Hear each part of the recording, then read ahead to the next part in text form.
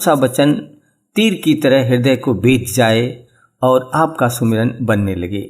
सुमिरन ठीक ढंग से होगा तो ध्यान भी बनेगा, और जब सुमिरन और ध्यान बनेगा तो भजन भी बनने लगेगा। आप सभी लोगों को मेरी शुभकामनाएं। जय गुरुदेव। दरवाजे पे बैठे और मौज को निहार है कि अब दया आती होगी, अब दया आती होगी, दया आएगी, दया आएगी, तब तो काम भी हो जाए। और जल्दबाजी में गड़बड़ हो जाता। क्यों नहीं देर हो रही है, हम दरवाजे पे बैठ रहे हैं, हम चढ़ाई क्यों नहीं होती, हमको पहुंचाते क्यों नहीं है, उसी में नुकसान हो जाता है। तो कहते हैं कि धीरज धरो, करो विश्वास करो। घाट पर रोज बैठो, कमाई करो और विश्वास करो, एक दिन पूर्ण होगी आशा। जब हमारी आशा वहां जाने की लग गई कि हमको अपने घर में पहुंचना है, तो एक तो यह है कि पहले से इरादा करो कि वहां पहुंचना। तो सालों इरादा करते करते तो क्या चल पड़ो। जब चल दोगे घाट पर बैठ करके तब तो पहुंच जाओगे। जब चलने की तैयारी नहीं करोगे तो कैसे पहुंचोगे। घाटी पे नहीं बैठना आया तो शब्द कैसे सुनोगे, नाम आवाज कैसे आप पकड़ोगे। जब घाट पे बैठोगे तभी तो नाम आएगा, तभी शब्द सुनाई देगा। और शब्द जो है वो पकड़ता है, वो तो चुम्बक है, सूरत को खींचता है, क्योंकि सूरत उसी का एक अंश है। एक जर्रा है, कतरा है, तो ये चाहता है कि उसी में मिल जाए, लेकिन बीच में जब गंदगी है उसकी वजह से नहीं मिलता। गंदगी हट जाएगी तो शब्द अपने में मिला लेगा और अपना रूप बना लेता है। वो तो आ रहा बराबर, वो तो न भी सुनो तब भी आ रहा, 24 घंटे आता, लेकिन पर्दों में होकर छन छन के आता, उसका बोध अपने को नहीं है। और उसी वजह से सूरत शरीर में टिकी हुई है। जितने भी शरीर है, पशु है, पंछी है, छोटे है, कीड़े है, जीव जंतु है, उनमें शब्द में शब्द सबको टिकाए हुए, और शब्द आना बंद कर दे खत्म हो जाए। वो शब्दी से तो श्वास चल रही है, उसी के आधार से श्वास चल रही है, और शब्द हट गया तो श्वास क्या चीज है, कुछ नहीं, निराधार हो गई, तो एक क्षण भी नहीं रह सकती उसमें। तो शब्द तो आ रहा, सब चीजों के पास आ रहा। मनुष्य शरीर में जब बोध नहीं है तो और शरीर में तो बोध होता नहीं, इसी में ज्ञान नहीं उसका। जब ज्ञान होगा तभी उसको पकड़ोगे, जब तक ज्ञान नहीं होगा तो और शरीरों में साधना नहीं, मनुष्य शरीर में साधना। कहते हैं धीरज धरो और मौज निहारो, सब्र को बिल्कुल हाथ में रखो कि दया उसकी होगी, जब मौज होगी तभी दया हो जाएगी। और हम जल्दबाजी करते हैं, उसमें नुकसान होता है।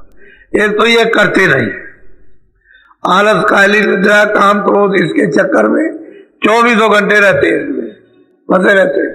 कभी घाट पर बैठने की कभी इच्छा ही नहीं होती। एक तो उससे हम दूर हो गए, सही हमारी पुकार नहीं है। अगर सच्ची पुकार हो तो दया हो जाए घाट पर, क्योंकि वो तो घाट बड़ा विशाल है। और छोटा मोटा इतना घाट पर नहीं, तो बहुत बड़ा घाट है। वो तो जैसे संसार का इतना लंबा चौड़ा मैदान है, ऐसे घाट है।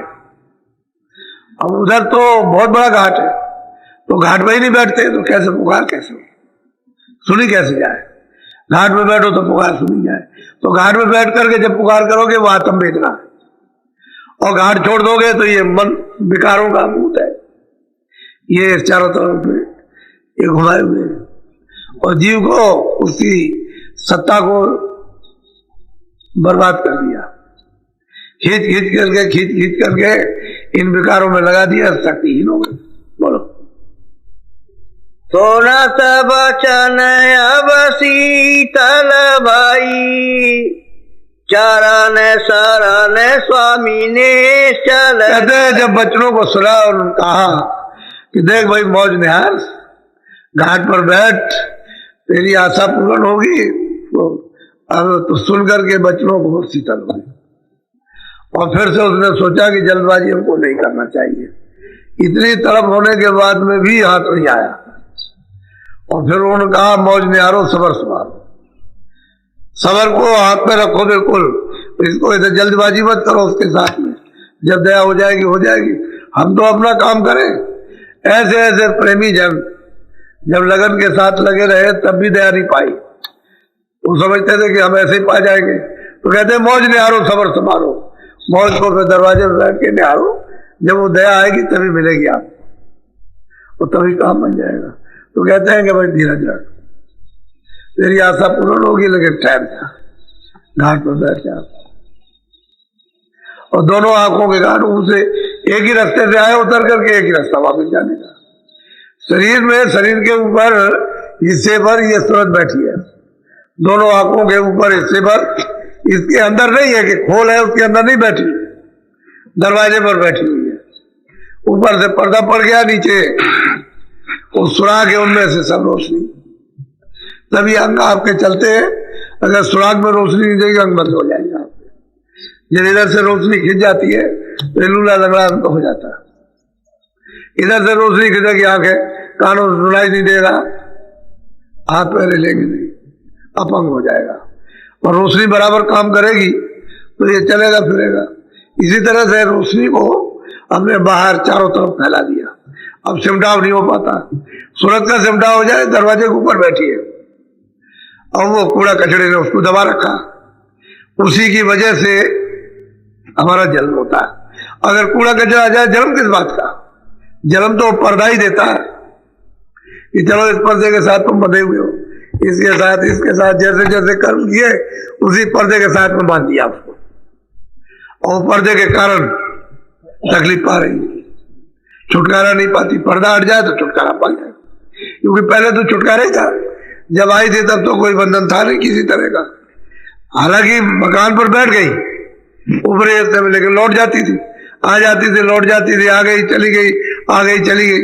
लेकिन जब इस पर गंदगी है तब इसके साथ जुड़ गई, तो पर्दे के साथ ही जैसे पर्दा पड़ा तो सर के साथ में जुड़ गई, संबंध हो गया उसका, अब वो नहीं छूटता। उसी को कहते हैं जन्म मरण, जन्म मरण। बोलो जय गुरुदेव। आप बाहर से आए हो तो कोई काम तो है नहीं,